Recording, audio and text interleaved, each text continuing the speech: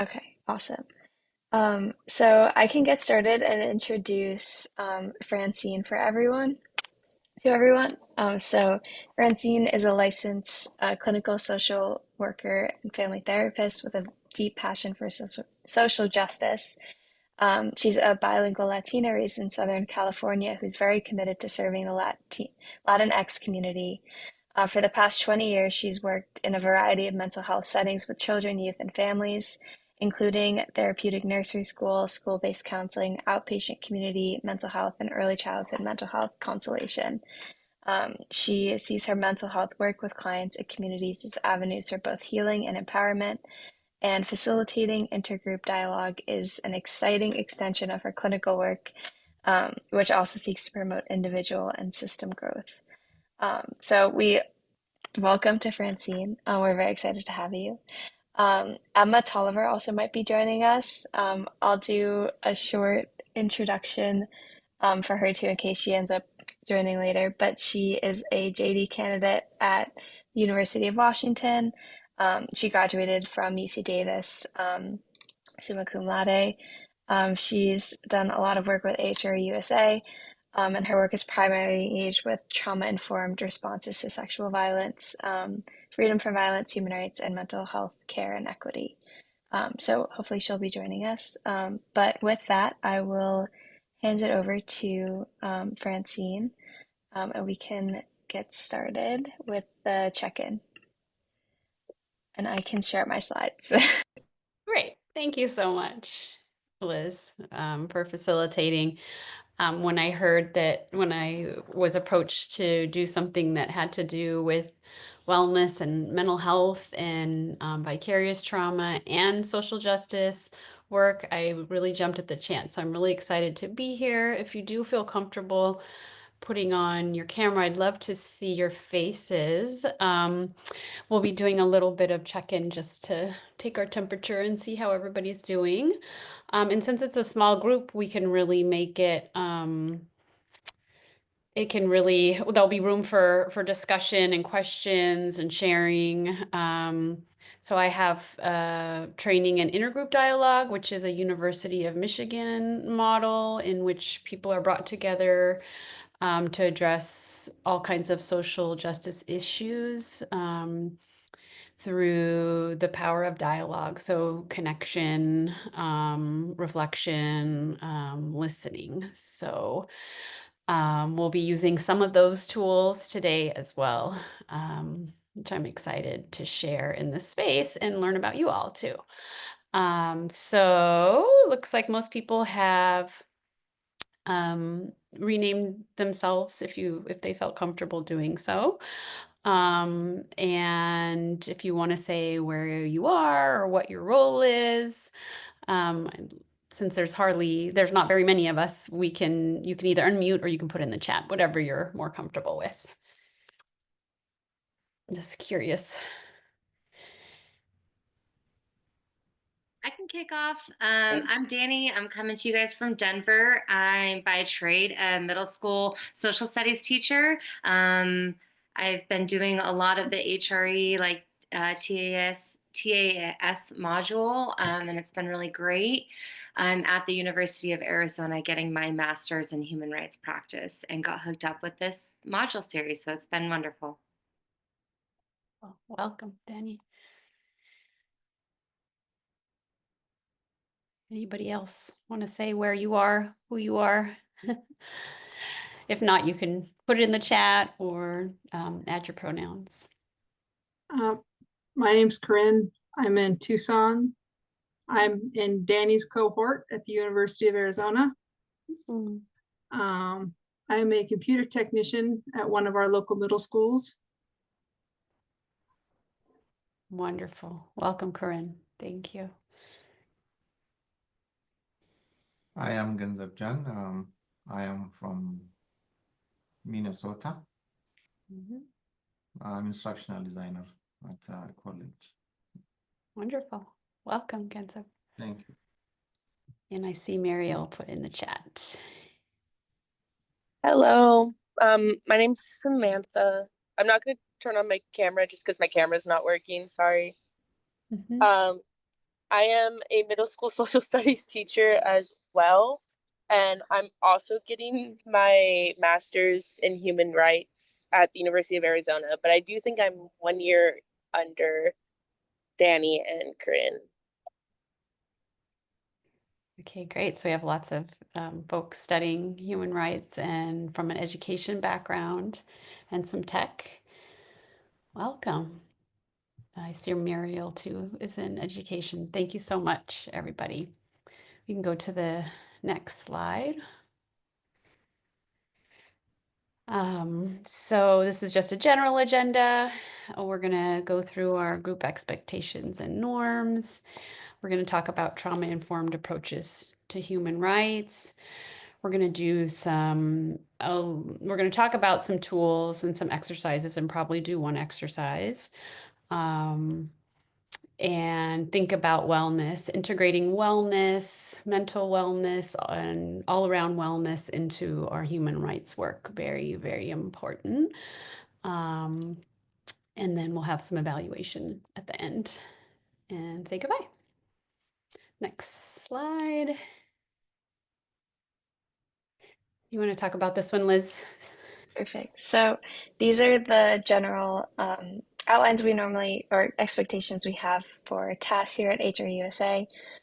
So it's after the respect model. So responsibility, empathy, sharing airtime, participation, enthusiasm, communication, and trust. I'm sure you all know this, but just making sure that everyone has space and also takes space as well. Yeah. Great. I love that. And this one is one of the ones that we use when we do dialogues, when we do the full form. It's a multi-week, 4-month. So it's a multi-stage. It's a 4-stage, sometimes in 4 months model. And so we often come up with our own community guidelines. But we sometimes start with aspire too. So we assume good intentions. We share airtime.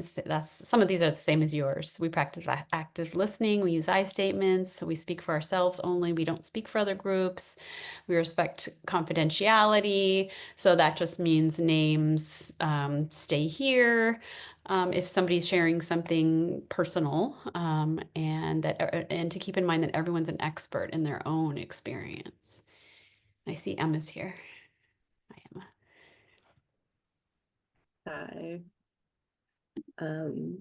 Yeah, sorry for being late, everyone. I was hopping on and had some technical difficulties, but I'm happy to be here now. I'm not sure if I was introduced previously, but I'll be one of the co-facilitators with Francine. Okay, perfect. Yeah, so I'll be co-facilitating with Francine today. And first, I just want to kick us off with a warm-up activity. And just sort of ask where people are coming from right now, physically, emotionally, spiritually, and what's on your heart and mind. This conversation is about like empathy and also our feelings in doing human rights activism. And it's been a very, I guess, interesting time to be doing that right now. And I just want to give people a space to share. So feel free to come off mute, or if you would rather put it in the chat, please feel free to.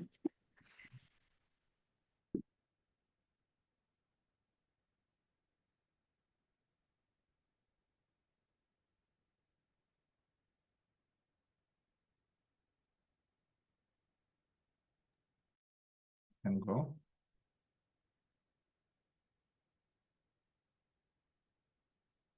Emotionally, I feel good. Physically, it is getting warmer, so I see now anticipation of moving by itself is a good feeling. So physically, I started to move, and spiritually, here and there, the mindset and the energy is divided, but I'm hanging and I'm in a good spirit.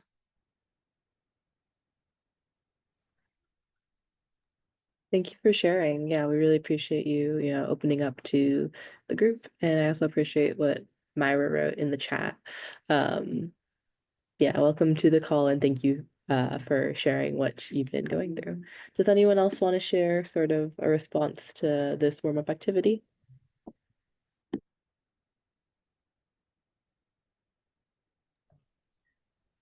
Guess I'm kind of in the same boat as Myra. With everything that's going on in the US and in the world, it's kind of emotionally and spiritually, it's just kind of heavy and hard.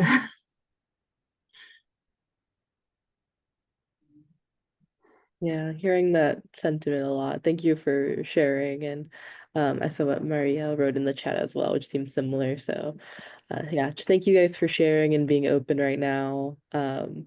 I hope that with this conversation, we're able to give you guys some tools to, address some of those feelings.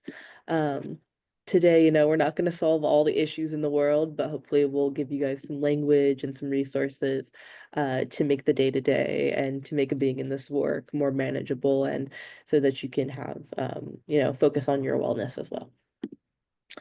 We can go ahead and go to the next slide, I think. So first, I just wanted to understand what stress is and stress in sort of our line of work, because, understanding stress is really important to um, understanding and like explaining some of like our behaviors and feelings that kind of, can dominate us in this line of work. So yeah, we'll just begin with a understanding of stress.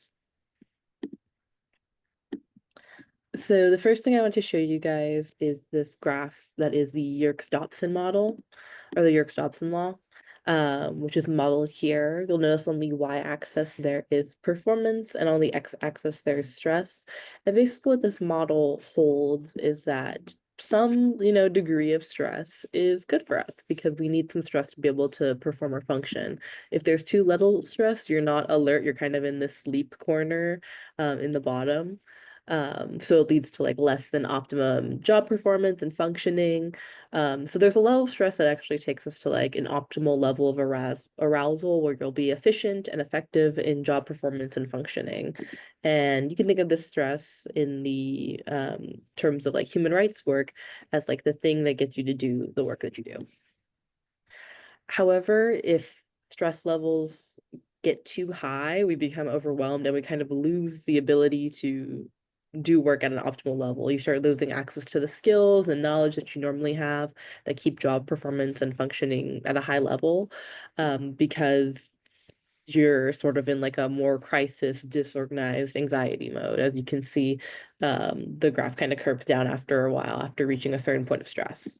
So I just want to share this with you guys so you can sort of reflect on like where you spend the most amount of time in this curve, and then to think about how in your workplace you can find an area where you operate at that optimal level. And also I have some factors that might push you from, that optimal level into the disorganized level, which is what this model was pulled from in the Manitoba Farm and Rural Support Services article, which was financial stress, racism, climate change, and the pandemic. I'm sure that the current US administration could also fit in the sort of thing that would take you from the optimal stress level to that disorganized level. But I just wanted to explain this to show how stress can affect the work that we do.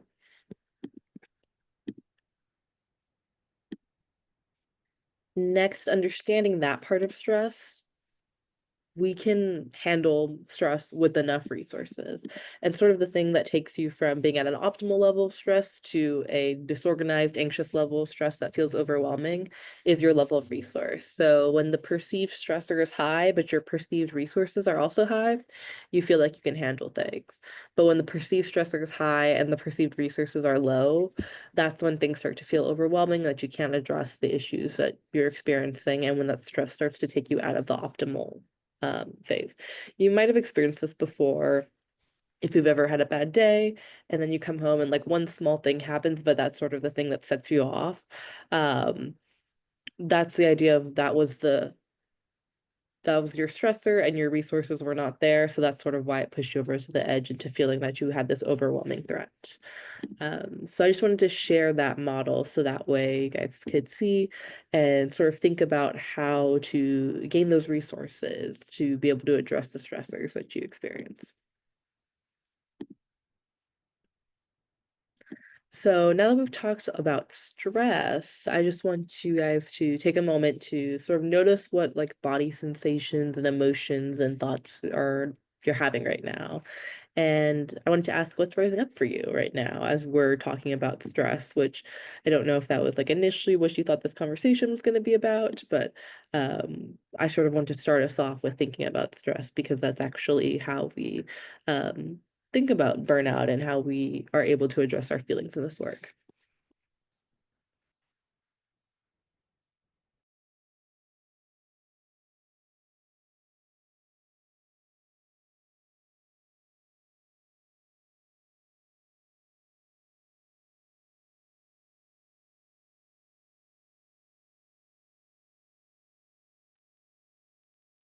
Thank you, Myra, saying that there's the relief to see this sort of relationship model with stress and resources, and that makes a lot of sense for establishing control. And then Susan saying, feeling really frustrated about women putting their intelligent women putting their heads in the sand with no idea of protest or resistance. And that could be, people feeling like they don't have the, resources to deal with the sort of threats that they're experiencing. And in that way, it's really important to have community and to figure out how to, um, you know, identify ways to engage in protest and resistance. Anyone else?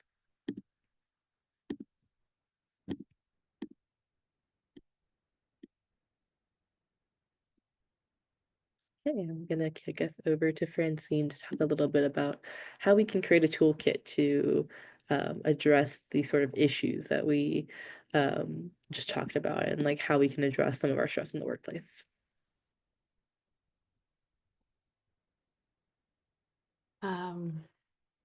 Yes, I'm unmuted. Yeah, so this is a really big topic, obviously, and depending on what kind of work you're doing and who you are and what your resources are, what your experiences are, what your history is, what your community is like, it can be a big range. I do think it's not a matter of if you will feel burnout, stress, vicarious trauma, compassion fatigue. It's a matter of how much and when and what you do to address it. So it's rolled up with the work, and it's normal, and it's something that we feel that we're going to experience because we're human. And many of you know, being educators, I'm sure you have. Coming from education, you have a good sense of burnout and the reality, right, of working with limited resources and job stress. So next slide, please. So this is another tool that we use at UHRI with our intergroup dialogue.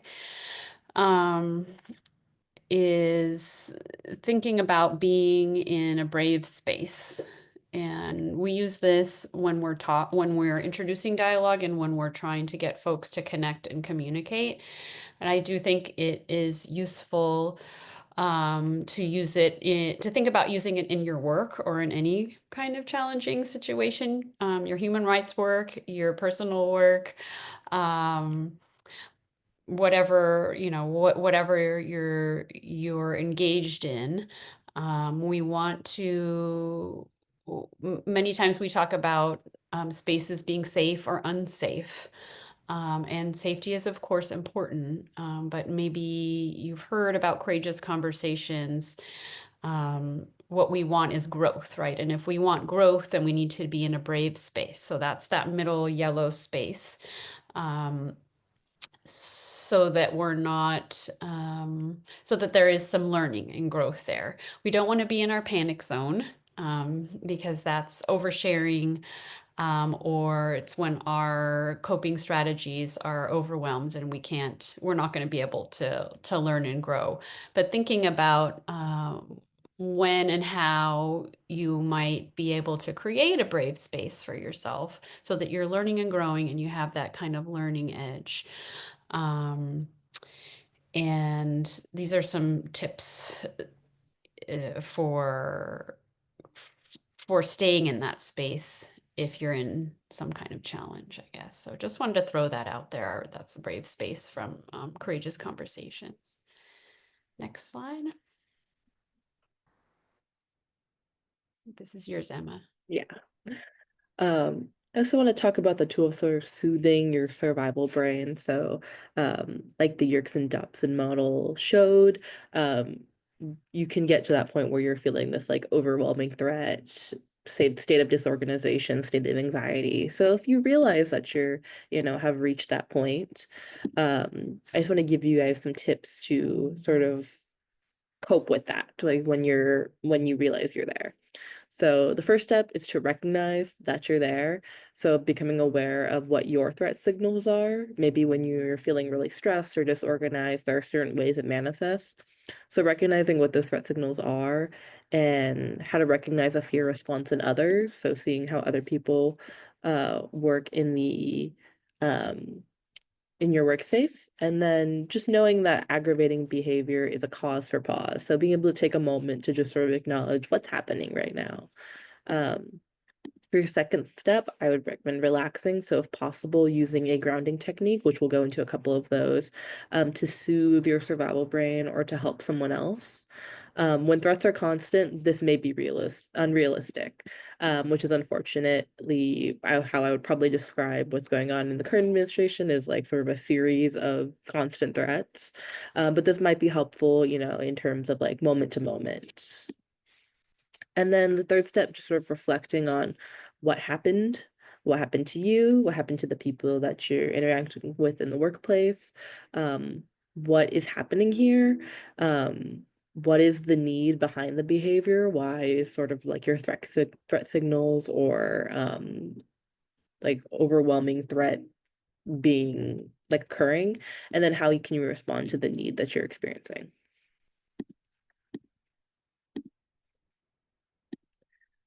This is a tool that I used when I was a youth worker, listening to, and providing direct services to the youth I was working with. It's called Pearls. And it's a way to, if you're working directly with someone, to connect and redirect when you experience something that's an overwhelming threat. So the things you're going to aim for is to establish partnership, empathy, apology, respect, legitimation, and support. And I find that this might be really helpful right now in the, wake of the Trump administration, to identify ways to work with others, especially when there are decisions being handed down that aren't necessarily in your control. Um, because you sort of acknowledge like what's happening, respect the things that people have gone through, legitimize what people are experiencing right now, apologize, but then you seek to support what we can do moving forward and establish a partnership, which I have found to be really effective. And I just wanted to share this with you all. So that the next time, if you're in a conversation with someone where you can feel your sort of anxiety and threat signals occurring, this is something that you can use to sort of move forward in the conversation.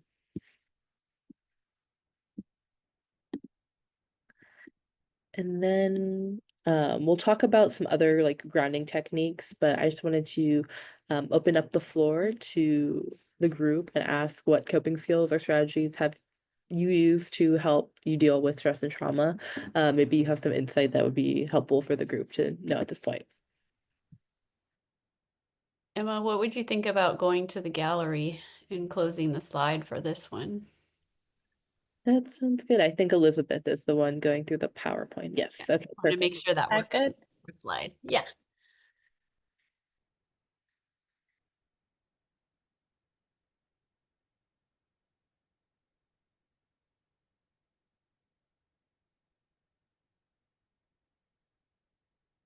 See Moira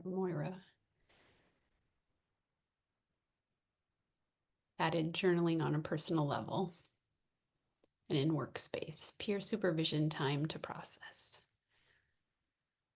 They're great ones. Journaling and peers. Process time.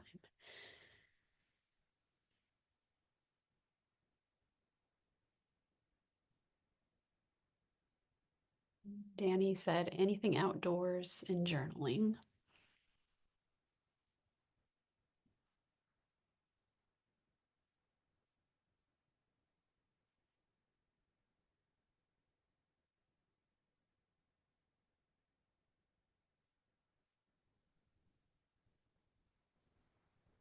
I see listening to music and moving my body.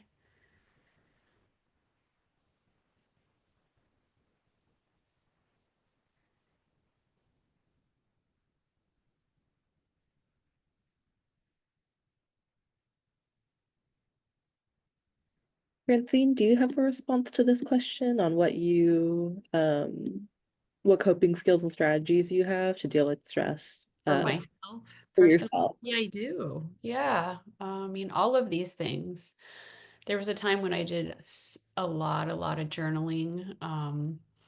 For me, exercise is really, really important, especially getting my heart rate up several times a week.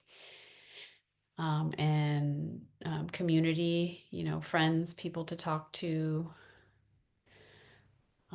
music, distraction, anything to get me away and remind me that there are other things besides my work out there in the world. Nature is really big, and that's well researched too, that just being around green, the color green in nature, it calms your nervous system.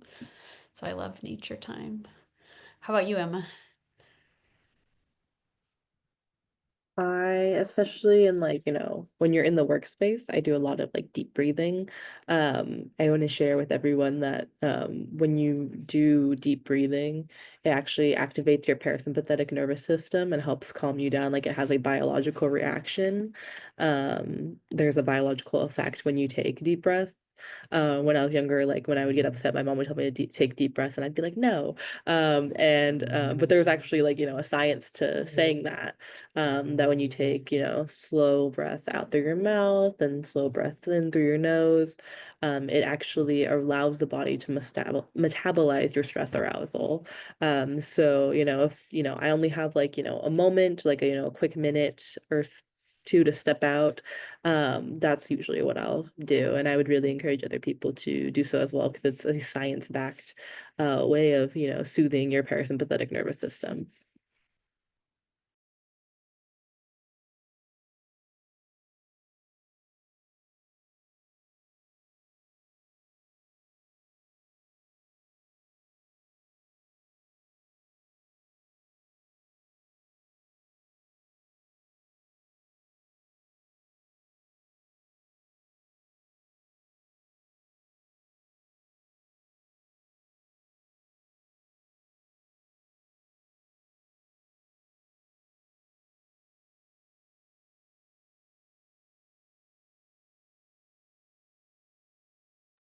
I think we can hop back into the presentation.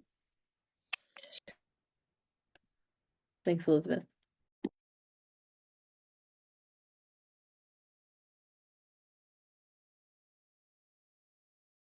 Are we good? Yeah.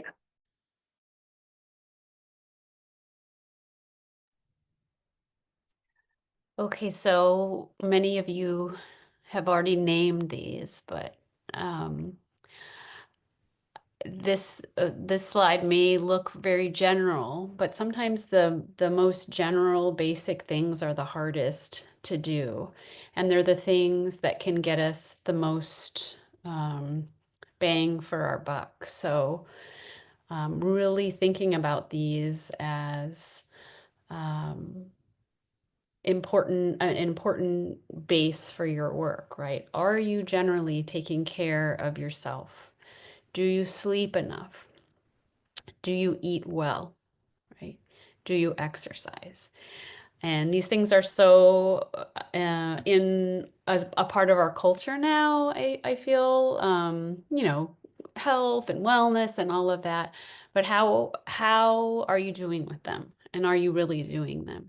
And is there something that you can do to to edge up any of these a little bit more. So I can't stress those enough. Just basic sleeping, eating, and exercise, and getting yourself on a routine as much as possible with those.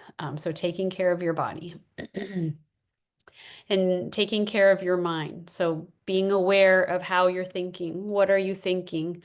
What are you tending in your garden? What kind of thoughts are you having generally? Are they more negative thoughts? Are they hopeful? Are they realistic? Are you aware of your thoughts throughout the day?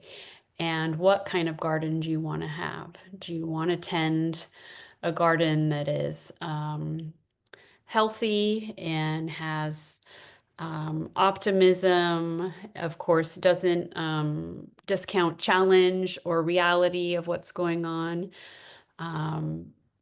So that would be like a healthy, diverse garden, right? That has a mix of flowers and plants, hopefully with a nice big chunk of realistic optimism, right? We don't want our garden to be full of only doom and gloom and negative thinking. And that's really hard right now. That's really hard because the news is all about what's going wrong and Trump. And there are a lot of things going wrong, and that's the reality.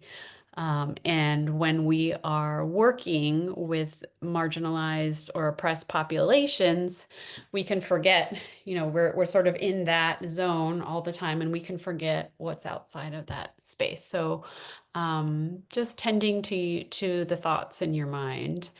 Leaning into your spiritual or religious beliefs or practices if you have those, or strong cultural connections, and being very aware and conscious of your personal values. Why are you in this work? And revisiting them frequently. It's great to be in school. I feel like when we're in school, we are being reminded of things like that all the time, our values, big picture ideas. And when we get into the work, sometimes those go off to the side because they are, we have agency procedures and policies and bureaucracy.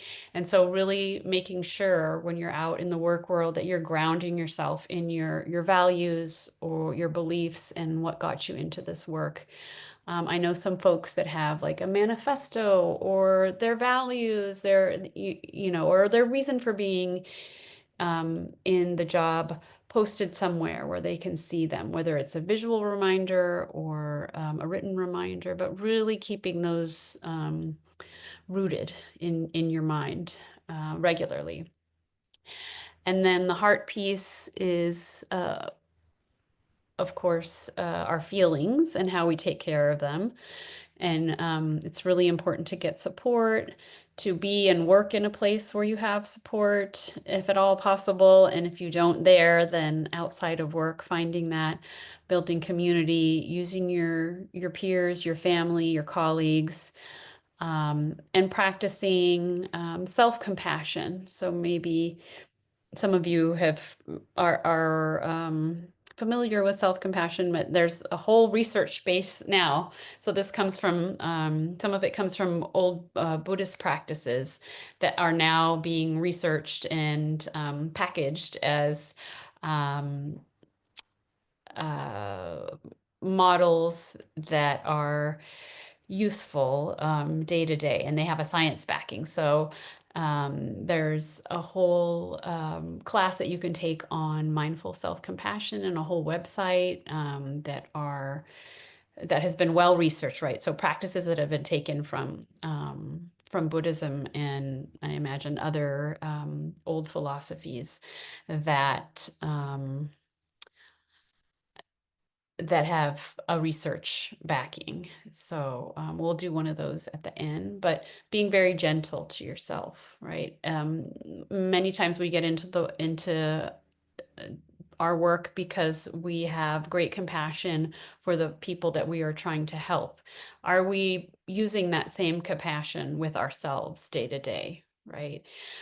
Maybe you're caring for a child or a family member and you're giving and using your compassion daily. Are you using that same compassion with yourself? Many of us are not. Many of us have quite a strong inner critic. And so practicing self-compassion can be really key here, especially because a lot of the work is very difficult and the payoffs can be very long and infrequent. So next slide. I often get from clients and other folks that I'm working with that we don't have time. Well, we don't have time to take care of ourselves. We're busy, we have jobs, we have families, we have children. And it's true, we live in a very fast-paced culture that keeps us moving, go, go, go, go, go, go, go, go. And that's not always healthy. And there's only so much we can do about it. And so I like to think of weaving small practices into our day. So kind of setting up those basic parts of our well-being and weaving little bits here and there and in the moments that you have between appointments, between obligations, right? And all of these things can be done in 1 to 5 minutes, I'd say, and are based on emotion regulation therapies. So engaging your senses. If you're in a stressful moment, or if you're not in a stressful moment, if you're in you're on your break, right, and you want to recenter, thinking about ways that you can engage your senses and come back into your body. So when we're stressed, we are often, as Emma said, we are more in our survival brain. We're not in our we're not regulated, and we can't use our prefrontal cortex as well. So when we use our senses, it can snap us back, right, into the part of our brain that can think and use logic and feels calm and mindful. So drinking something warm or cold, smelling something nice, putting lotion on your hands, a lot of things. A lot of the things that you all mentioned have to do with this, right? Exercising. And it can be, if you don't have access to nature at the time, you can go and splash cold water on your face, right? So getting very creative with it, having a plant in your office, right? And watering your plant. It can be small things. And I find that weaving, as I said, weaving these small things into your breaks, into your daily practices over time can really fill your cup more than you think they will.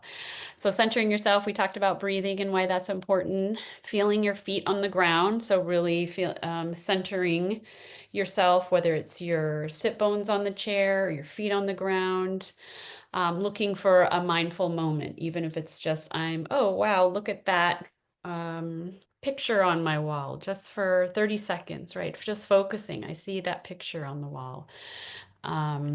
And coming back to your values and why you do the work. We talked about that. Not forgetting humor and pleasure, right? When we're in human rights work or working with any kind of marginalized or oppressed populations, it's heavy, it's intense, and making sure you're balancing that out with pleasure, with fun, with humor, really making that part of your self-care plan. And I'm going to put a link in the chat to this self-care wheel that comes from a great book about vicarious trauma for healers. And I invite you, if you think it would be useful, to print it out and fill it out for yourself. Just think about some of the things that came up for you when as we make these suggestions, and write them down and post it and revisit it. So finding what things you want to build or do more of, finding small moments to do them. Next slide. And then, in addition to everything that Francine just mentioned, I just want to give a few tips for situations where you're in a position of leadership or otherwise have a role where you feel like you can bring some elements of resilience and recovery into your workspace. So, if you're in a position of leadership, when teaching others or when mentoring others, giving positive feedback for steps in the right direction, especially when those are complex tasks, regularly encouraging and supporting your colleagues and those you supervise, and exploring opportunities to mentor others should you have capacity, and then learning ways to manage your personal stress so that way you can model stress management practices in the workplace. And I hope today you've either like affirmed the stress management models that you use or have learned some new ones that you can take with you into the workplace.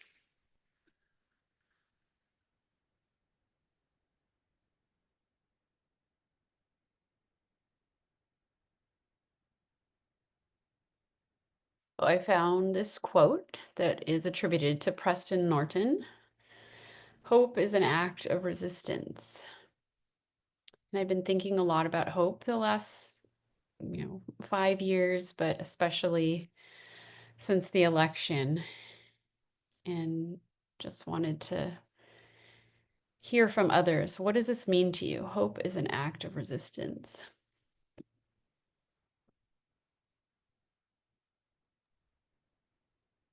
I can say not giving up by itself is an action. Mhm. Not giving up.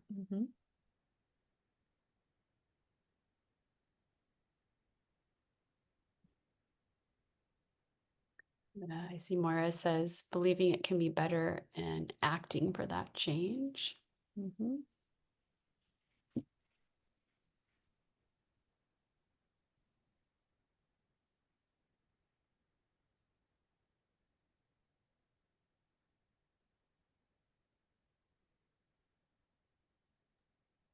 During this period of time, I've been thinking about hope a lot as a skill, as like a learned ability that we have to envision and actively pursue positive outcomes based on effort and practice. Um, I find that is very empowering, because there are like concrete steps you can take towards, achieving goals, overcoming challenges, and, cultivating hope.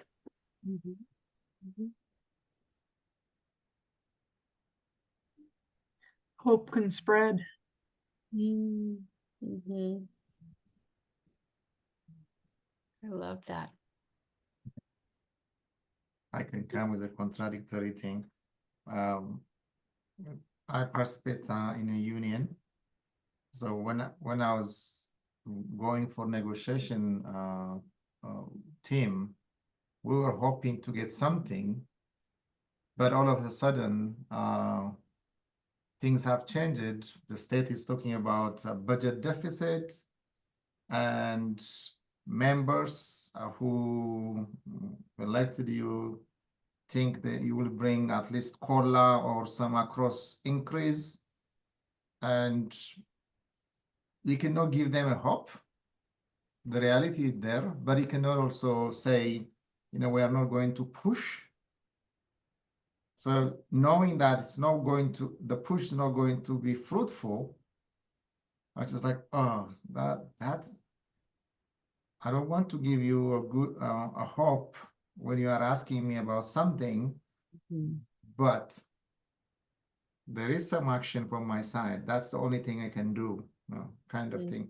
So it's like, you don't want to give it, it's discouraging for some. Yeah. Yes, you don't I want to think it's give false hope. Yeah, you don't want to give false hope, but you do want to give realistic hope, which is I have hope and I'm going to keep trying. Thank you for that example, Gensip.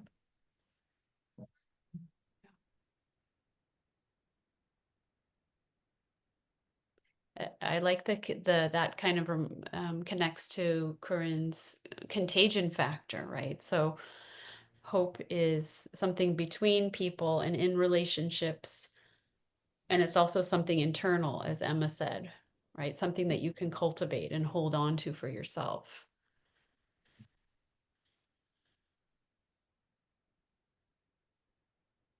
Anybody else want to share about how hope is resistance or not resistance? What does that mean to you, or how you cultivate it, and whether it's important to you or not?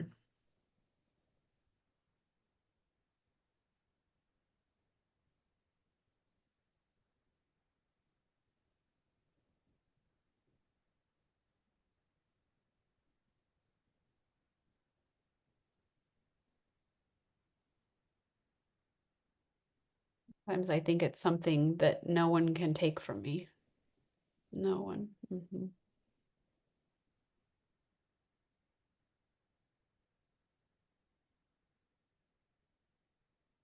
During the Holocaust, the statistics show that women who established a community, who sang old songs that they all had in common, who supported healthy eating with the little they had, that they oftentimes survived the conditions of the concentration camps. Unfortunately, there were those that participated just as enthusiastically and they also died. But I think the statistics show that it's kind of like Pascal's bet. You can participate and you have a better chance than if you don't participate. So I think that the Holocaust has a lot of lessons to teach us about today, as today's stock market took a huge plunge. I don't feel affected by that directly, but I think it's a sign of something that's very serious.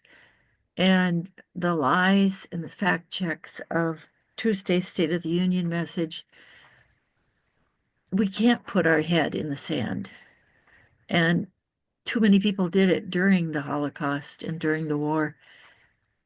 This is a time for resistance, and this being Women's History Month, I think women need to get their heads out of the sand and not say, "Oh, I can't stand politics." It's going to be hard to face, and there's no easy solution.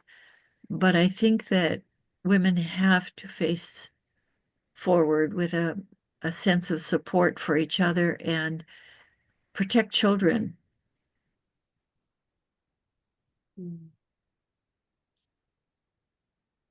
Thank you, Susan. There's so much wisdom there. What I heard too is hope being part of what keeps people going and keeps us moving forward, and maybe could help people get their heads out of the sand. And maybe if they're in the sand, I mean, I wonder if they have hope or if they've just kind of given up and decided to, yeah. Thank you, everyone. We can go back to the slides. Well, hope is like a cold. You can be infected again. You can be infected again. I like this contagion infection metaphor, Corinne. Yeah, so thinking about hope and your relationship to hope, and what do you want it to be? How can it help you? How can it fuel you? Can be very grounding and sustaining in your work as well. Okay, next slide. Let's see. So we have about half an hour. So I'm going to do an abbreviated version of this mindful self-compassion exercise. But it's here. And do folks have access to the slides, Emma and Liz? Yes, we'll send them after. Okay, yeah. So you can go to this yourself if you find it useful to you. And there's many other meditations, like led meditations too, on mindful self-compassion on this website that are free for everyone, and explain some of the research behind it. So if you want, this is of course optional, but I thought we could practice this exercise together. So we could go back to the gallery, and if you would like, you can get yourself into a comfortable position. Maybe close your eyes if you feel comfortable, and take a moment to check in with your body. Maybe noticing your breath.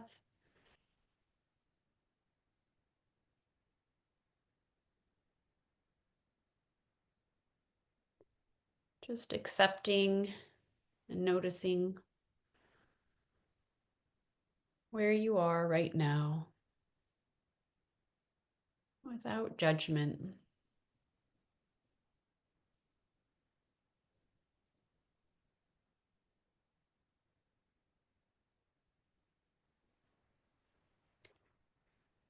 And thinking about someone in your practice, in your past, somebody who you care for, who is going through something difficult. Could be a specific person, it could be a specific group that you work with. Bringing them to mind and noticing what comes up, reminding yourself of this person and their struggles.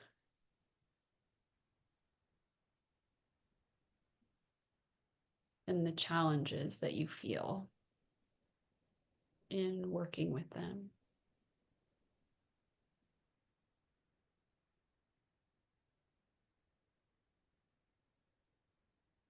And then listening to these words with this person in mind, this person or group. Everyone is on their own life journey. I am not the cause of this person or this group's suffering, nor is it completely within my power to make it go away, even though I wish I could.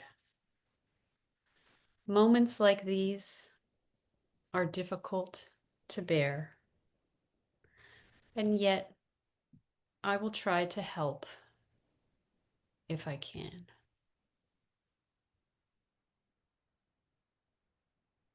Letting those words sink in.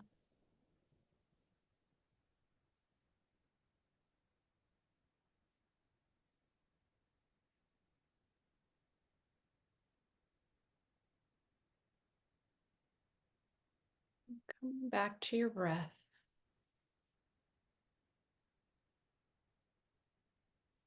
Noticing the in-breath especially.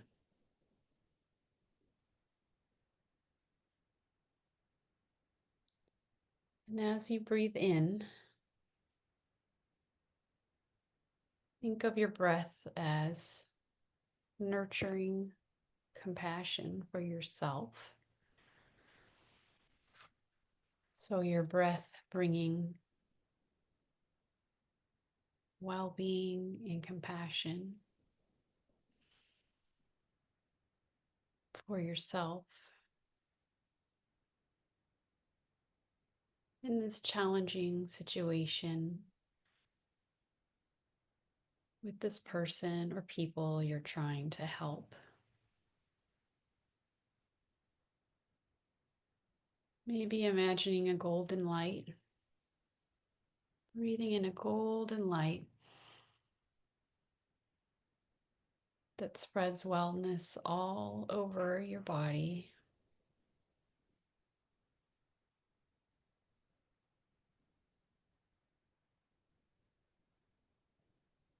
Noticing the out breath.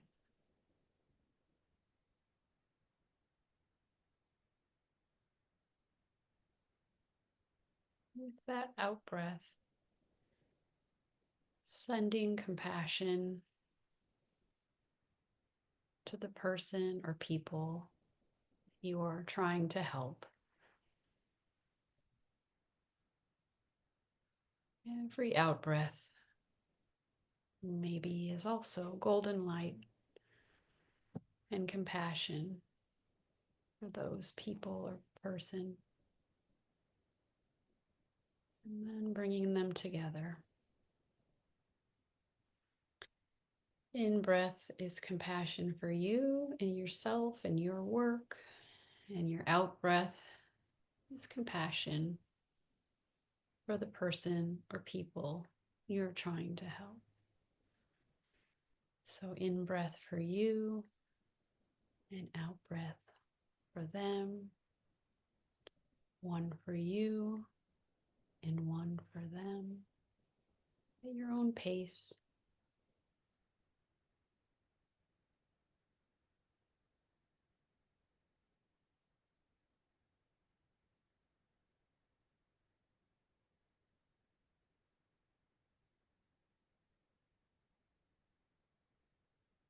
And remembering the words again. Everyone is on their own life journey. I am not the cause of this person or people's suffering, nor is it completely within my power to make it go away, even though I wish I could. Moments like these are difficult to bear, and yet I will try to help if I can.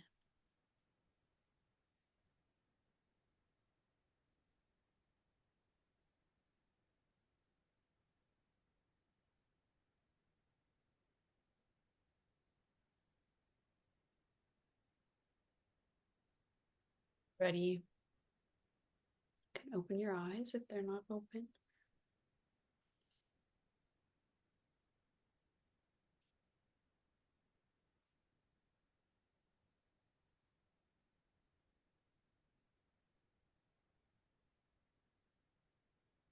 Taking your time.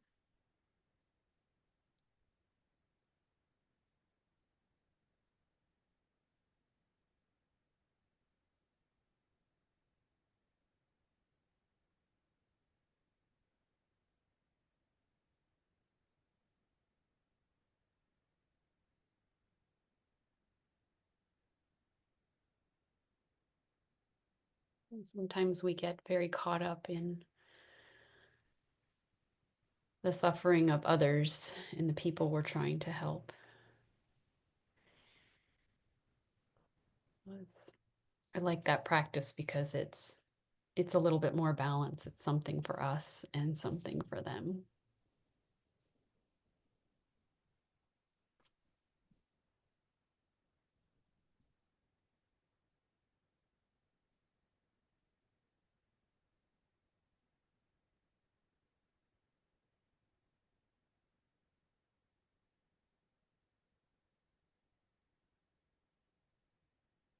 We can go back to the slides.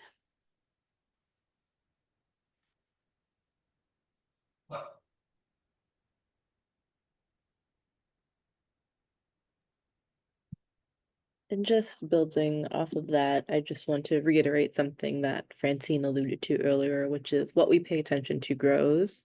This is a quote from Adrienne Marie Brown, who's a Black feminist, activist, and author. And this is from her book, Emergent Strategy, Shaping Change, Changing Worlds. And we don't need to have a discussion about it, but I just want to leave you with the thought of where do you want to put your attention, especially coming out of that exercise, and sort of what you were putting your attention to before then, what you're putting your attention to during the exercise, what you are putting your attention to now, and how your body and stress change throughout that experience and throughout the exercise.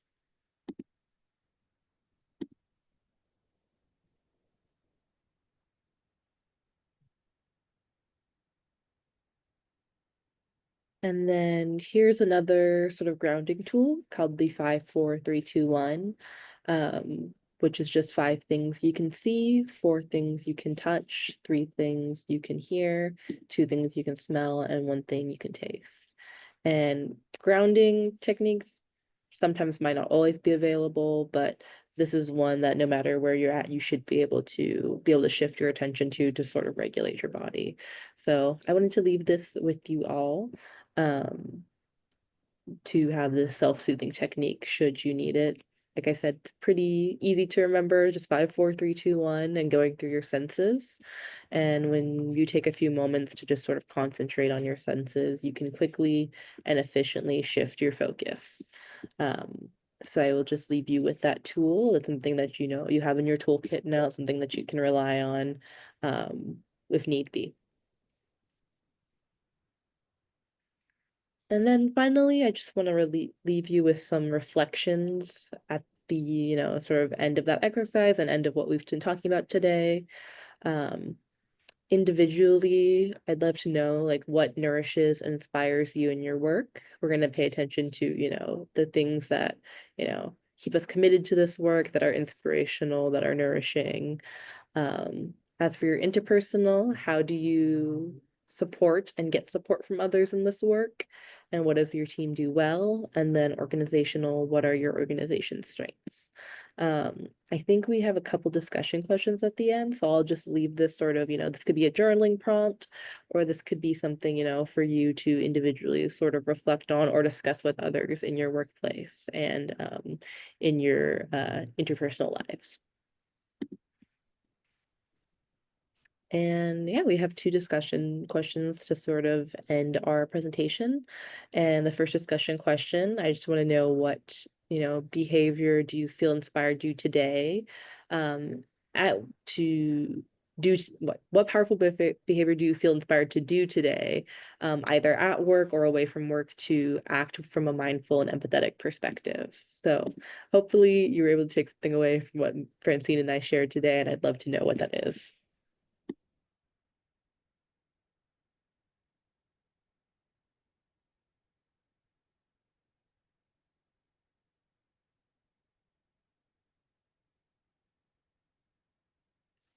I can share. I think I'll probably journal later. This session made me like realize I haven't done it in a while, and I feel like it's a great way to get in tune with yourself and then also like how you're feeling about everything that's going on in the world. So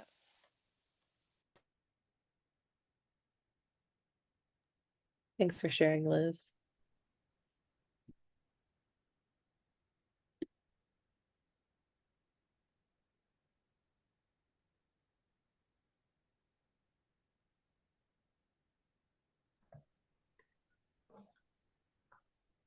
I used to do a lot of writing. It wasn't exactly journaling, but I'll probably start doing that more. Thanks for sharing. Love to hear that.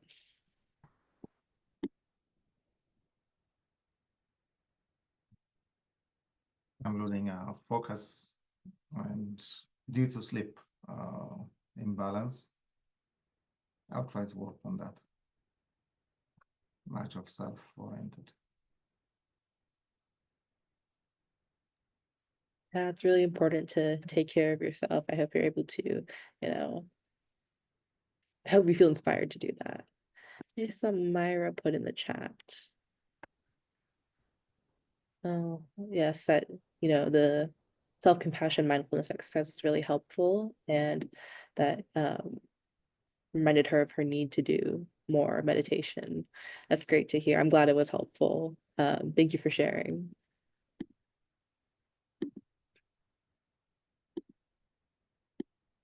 Think I can move us along to our next question, which is what or who will support your mindful, empathetic practices? So if you shared, for the first question, I'd love to hear, like, what are sort of ways that you're going to build that accountability to have these,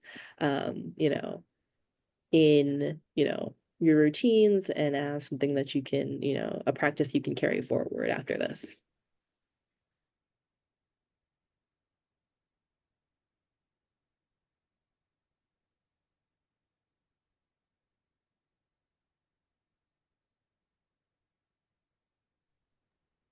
I love this question because it's not about just the thought, oh, I want to do that. It's about what do I need to actually make that happen, right? What action? Who, what?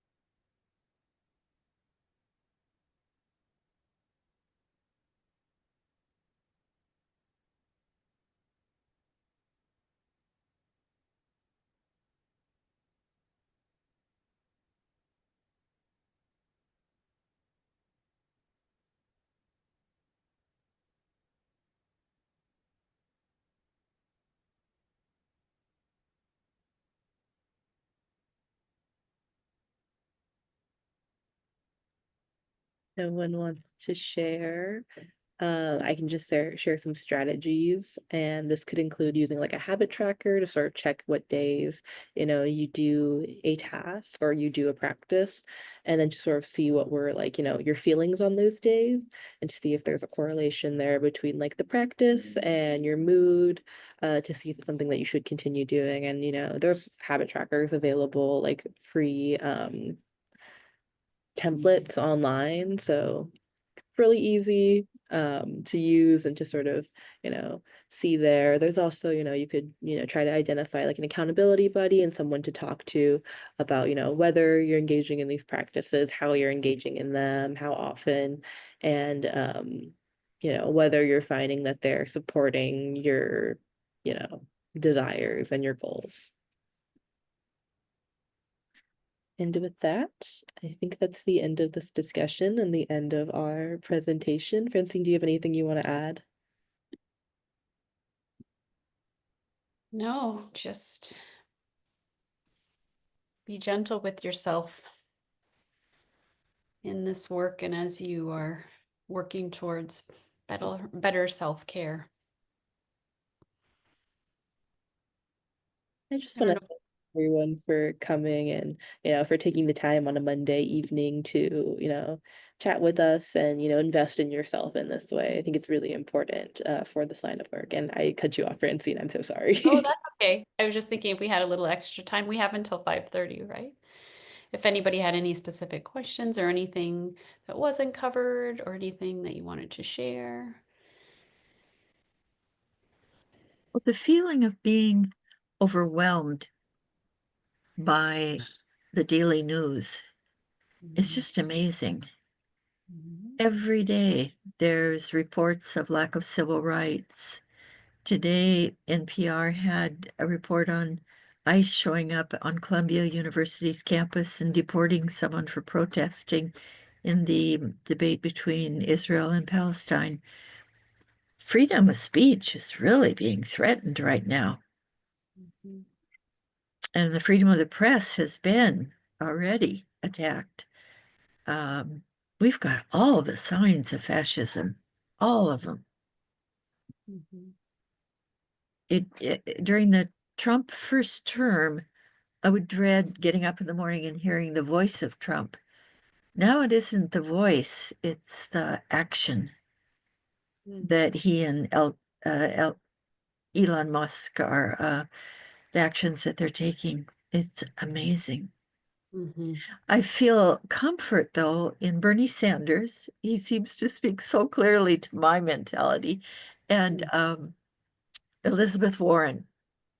They both speak to me very well as support for logic and for resistance. And also Stephen Colbert on The Late Show, or I catch it on YouTube the next day.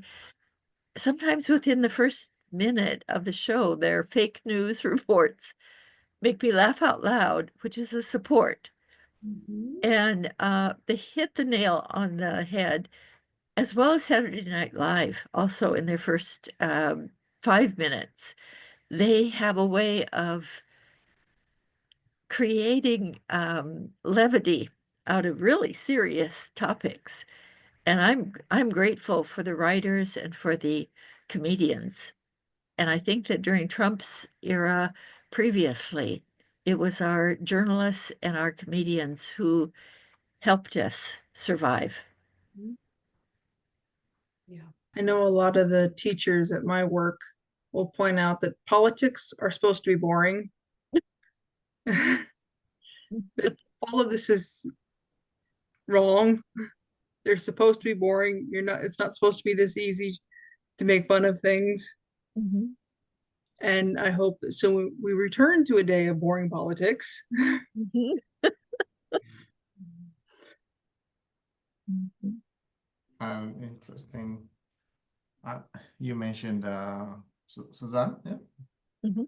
You mentioned about Columbia University. I remember when Ahmadinejad of Iran was to come. They used to have, after UN, one head of state or two head of state speak in Columbia University. And the turn was during that time for Ahmadinejad of Iran to come and speak.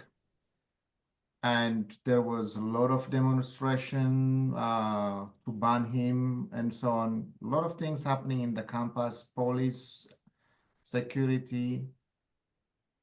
Nothing has happened. It was managed in a good way. He was able to speak. People were able to demonstrate and show their frustration and so on and so on.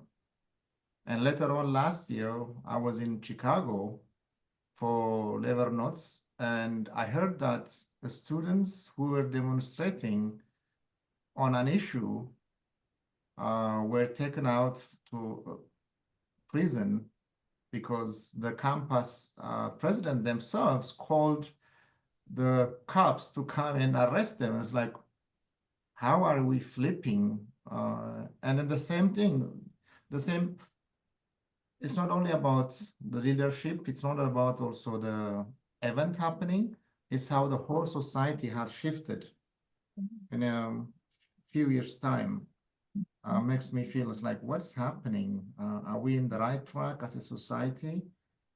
Are we going to use the tools that would have empowered people to disempower? I don't know.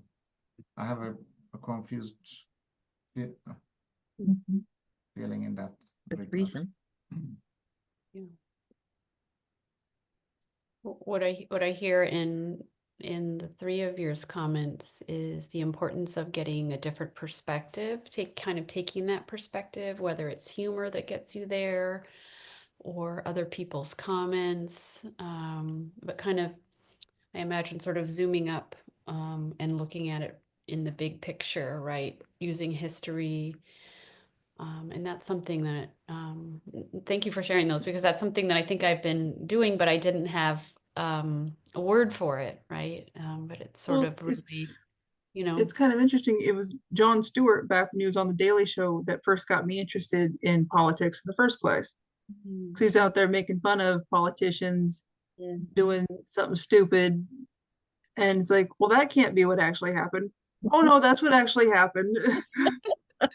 Yeah. Only it's actually stupider than what he said. Yeah.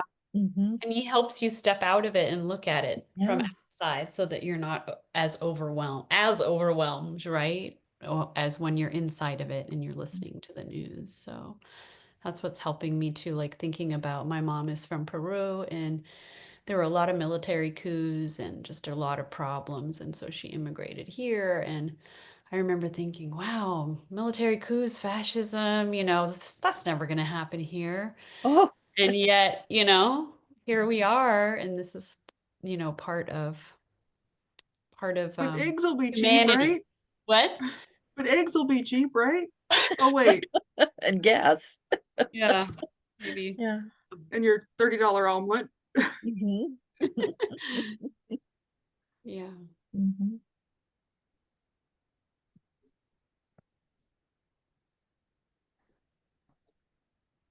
But that's another part of it is people put things above what they knew was right. A lot of people, they knew what was going to happen, but this is expensive, but that is expensive, and he says he's going to fix it. who cares if it's expensive? First off, he's not going to fix it, but who cares if he is when you know what all the other things he's going to do? What does it matter how much eggs cost when you know he's going to do all these horrible things? It doesn't matter if eggs cost $60 per egg when he's going to destroy the Department of Education. I mean, just last week, I haven't looked into it, and it affects me personally. He's trying to take away education protection for autistic children. I'm autistic. I just about had a meltdown when I saw that because these are kids that are like me, and you are trying to take away their right to an education. You're already gutting the Department of Education, and you're going to do that to kids that are already disenfranchised. So you're just going to go and kick them in the head. So you knew he was going to do that, but the eggs, but the eggs. Yeah. So true. Go buy a chicken. Sure. Sorry, that's my rant. No, I agree. Everybody feels it. That's what got me into this whole program in the first place, was they were being disenfranchised before he was elected. Yes. Yes. You're taking steps. You're using that outrage and overwhelm and anger towards action. It's all I got. It's all I got left.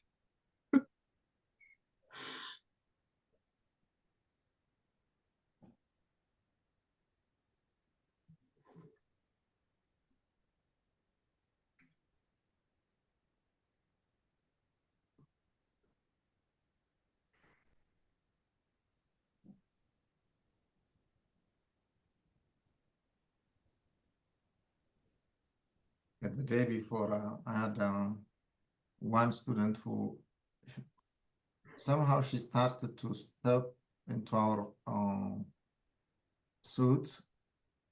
First, she came like looking for help, but then after she steps in, and she's autistic, and whenever she gets frustrated with teachers, assignments, she comes in and it's like she starts, I think now she has a trust in me.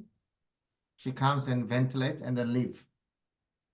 And I was like asking her, how old you are? It's like 19. And then I have a 13 years old son. And I was just thinking, she's telling him about what her plan is, the grades, some of the frustrations she has. And clearly you can see her totally in a different spectrum. And their parents are the one who are, driving her, bringing her, taking her, very close supervision. And my son is in Michigan, actually, and he's with his mom.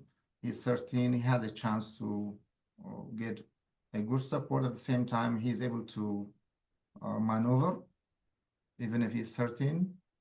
And then this 19-year-old girl, she needs a big support from her family. Both has to be there.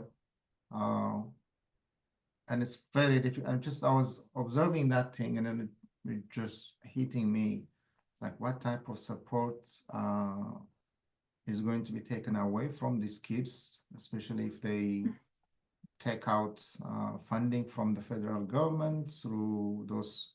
They said they will not, but I'm seeing it already. Institutions are announcing that they will not be taking permanent jobs, but if the temporary are gone, the next step is excusing, making the system lean, and it will come to whomever is supporting those kids. And even if the money is there, they may not, it will ultimately go to their family, which is very hard during this time.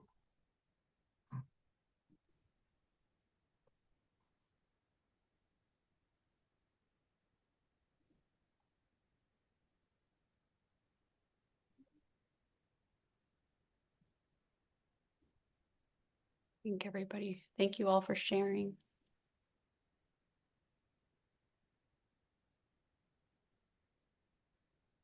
Thank you for the work that you do.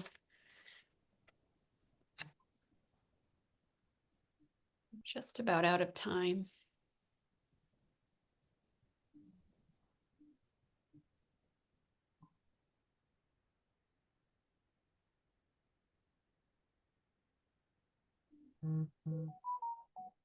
We want to wrap up now. Okay. Well, I'll just echo what Francine said. Thank you all for coming today, but also just for the wonderful work that you're all continuing to do during this time. And we hope that this module and the training will help with some of the topics and issues that we've talked about today. So thank you to Emma and Francine and for all of you on the call today for participating and for the lovely discussion. Just one quick thing, we do have a survey that it would be super helpful if you all could fill out. It's just so that we can improve our sessions for the next time um, and get feedback from you all about how it went and what you think could go better. And then I also will just send a link to our next session. Sorry, it's on the theory of change, designing youth spaces and places in human rights. It's on Monday, April 14th from at the same time, so 7:30 to 8:30 Eastern. I'll send the details there. And here is the registration link for that as well if you're interested. We would love if you all could join. Um, Today was a wonderful conversation, and I just want to thank you all again for being here with us. Could you I don't know if repeat the Francine or title Emma. of the next session? Yeah, sure. So it's called Designing Youth Spaces and Places in Human Rights.